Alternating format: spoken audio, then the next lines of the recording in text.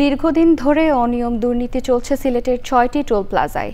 রসিদবিহীন আদায় থেকে শুরু করে কোটি টাকার খাস কালেকশন চলছে দিব্যি। ২ বছরেও টেন্ডার প্রক্রিয়া সম্পূর্ণ করতে পারেনি সড়ক ও জনপথ অধিদপ্তর।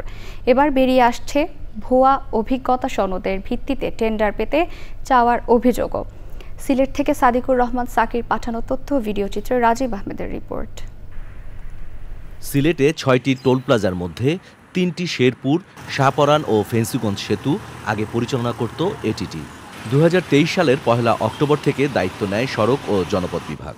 প্রতিদিন এসব টোল প্লাজা থেকে আদায় হওয়া কয়েক লাখ টাকার পুরোটা জমা পড়েনি সরকারি কোষাগারে। বাকি ৩টা রোস্তমপুর, রানীগঞ্জ ও ছাতকেরও একই চিত্র।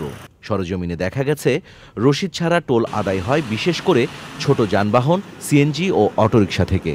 নিয়ম অনুযায়ী প্রতিদিন বা একদিন পর পর ব্যাংকে টাকা জমা দেওয়ার কথা থাকলেও অধিকাংশ ক্ষেত্রে সেটি হয় ১ সপ্তাহ বা তারও বেশি সময় পর।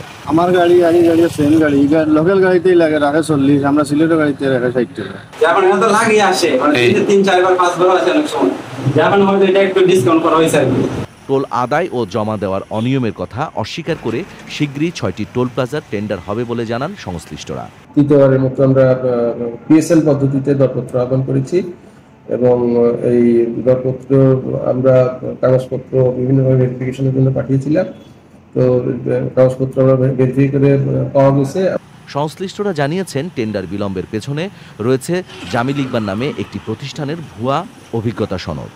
৬টি টোল প্লাজার টেন্ডারে সর্বনিম্ন করদাতা হলেও অভিজ্ঞতা সনদে সিলেট সিটি কর্পোরেশন যে প্রকল্প দেখানো হয়েছে বাস্তবে তার কোনো অস্তিত্ব নেই।